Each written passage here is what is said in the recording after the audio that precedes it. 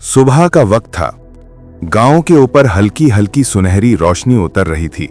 रात की ठंडी हवा में अभी तक नमी मौजूद थी, लेकिन आज के दिन की फिजा में एक अलग सा तनाव था। गांव वाले मस्जिद के सहन से लेकर बड़े पीपल के दरख्त तक कतारों में खड़े थे। औरतें घरों की दहलीज पर, बच्चे छतों पर और मर्द गलियों में, सबकी नजरें एक ही तरफ लगी हुई थीं। आज अब्दुल रहमान का इम्तिहान होना था। आज ये तय होना था कि वो वाकई हकीम है या जैसा बशीर ने कहा, एक जादूगर। गांव के सरदार ने एक बुलंद आवाज में ऐलान किया, गांव के सब लोग सुन लें, आज अब्दुल रहमान हमारे सामने दवा बनाएगा। हम खुद देखेंगे कि वो क्या करता है। अगर ये वाकई हकीम है तो मरीज शिफा पाएंगे, और अगर ये जादूगर हुआ तो हम सबको मालूम हो जाएगा। ये सुनते ही मजमे में सरगोशियां शुरू हो गईं। कुछ लोग दिल ही दिल में दुआएं कर रहे थे कि अब्दुल रहमान का भरम कायम रहे, और कुछ लोग बशीर की बातों से मुतासिर होकर शक की निगाह से उसे देख रहे थे। बशीर खुद एक तरफ खड़ा था, आंखों में गुरूर और लबों पर एक तल्ख सी मुस्कुराहट लिए। वो सोच रहा था, बस आज का दिन और फिर उसका खेल खत्म। अब्दुल रहमान खामोशी से एक चटाई पर बैठा था। उसने अपनी निगाहें नीची रखी हुई थीं और होंठों पर हल्की सी दुआ जारी थी। उसकी सादगी, सफेद कपड़े और सुकून भरी शक्ल देखकर कुछ लोगों के दिल नर्म पड़ते जा रहे थे, मगर मुखालफीन के दिलों पर शक का अंधेरा छाया हुआ था। सरदार ने एक बीमार शख्स को आगे बुलाया।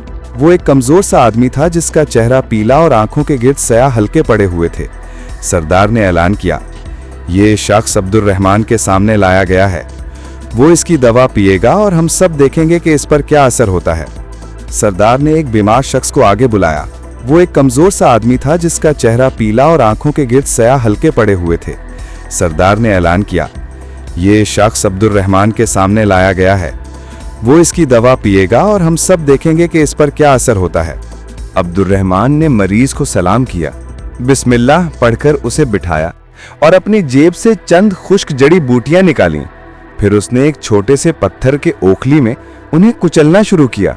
साथ साथ उसके होठों पर कुरान की आयात और दुआएं थीं।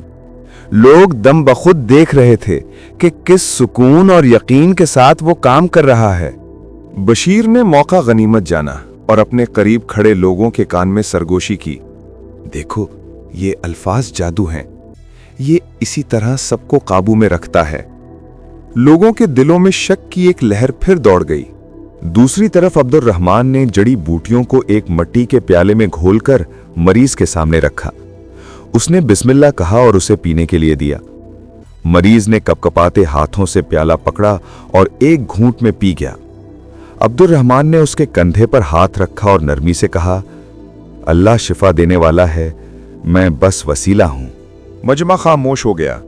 कुछ लम्हे तो कुछ नहीं हुआ, फिर मरीज के चेहरे पर हल्की सी रंगत लौटने लगी। उसकी आंखों में एक नई रोशनी उभरी। वो सीधा बैठ गया और उसके होंठों पर हल्की सी मुस्कुराहट आ गई। लोग हैरत से एक दूसरे को देखने लगे। किसी ने कहा, ये तो ठीक हो रहा है। एक बुजुर्ग औरत ने आंखों में आंसू लिए दुआ दी, अल्लाह अब्दुल रहमान को सलामत रखे, ये वाकई अल्लाह वाला है।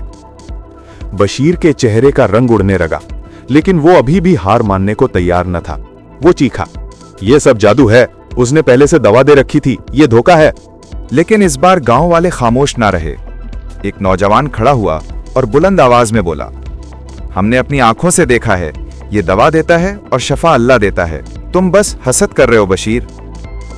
एक और ने कहा, अब्दुल रहमान ने कभी हमसे पैसे नहीं मांगे, बल्कि गरीबों का मुफ्त इलाज किया है। तुम कौन होते हो इस पर तोहमत लगाने वाले? आहिस्ता आहिस्ता पूरा मजमा अब्दुल रहमान के हक में बोलने लगा। सरदार ने सबको खामोश किया और कहा, आज हम सब ने देखा कि अब्दुल रहमान ने अल्लाह का नाम लेकर दवा दी और मरीज बेहतर हो गया। मैं ऐलान करता हूं कि ये शख्स हकीम है, जादूगर नहीं। ये सुनकर अब्दुल रहमान ने आजिज़ी से हाथ उठाकर दुआ की, या अल्लाह, तेरा शुक्र है, तू ही शिफा देने वाला है, मैं बस वसीला हूं। गांव के लोग उसके पास आकर उससे माफी मांगने लगे। वो सब शर्मिंदा थे कि उन्होंने एक नेक शख्स पर झूठा इल्जाम लगाया। अब्दुल रहमान ने सबको माफ कर दिया और कहा, देखो, शक और हसद इंसान को अंधा कर देता है। हमेशा सच्चाई और नेक नियति को पहचानो। उधर बशीर का हाल बुरा था। उसकी आंखों में आंसू आ गए, उसके हाथ कांपने लगे।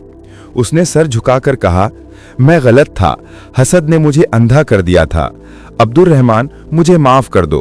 अब्दुर रहमान ने मुस्कुराकर कहा, अल्लाह माफ करने वाला है, मैं भी तुम्हें माफ करता हूं, लेकिन याद रखो बुराई कभी कामयाब नहीं होती।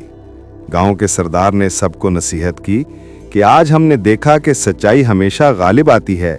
हमें चाहिए कि हम नेक लोगों की कदर करें और हसद से बचें। उस दिन के बाद गांव में एक नई फिजा कायम हो गई। लोग एक दूसरे पर एतमाद करने लगे। अब्दुर रहमान की इज्जत और बढ़ गई और बशीर ने भी अपनी जिंदगी दुरुस्त करने का वादा किया। कहानी का सबक सबके दिल में बैठ गया। नेक नियति और सच्चाई का अंजाम हमेशा अच्छा होता है, जबकि हसद और झूठ का अंजाम रुसवाई और शर्मिंदगी है। दोस्तों, अगर आपको यह सबक आमोज कहानी पसंद आई हो तो इस वीडियो को लाइक करें, अपने दोस्तों के साथ शेयर करें और हमारे चैनल को सब्सक्राइब करें ताकि आपको अगली ऐसी ही सबक आमोज कहानियां फौरन मिल सकें। आपकी राय हमारे लिए कीमती है। कमेंट में अपनी राय जरूर दें।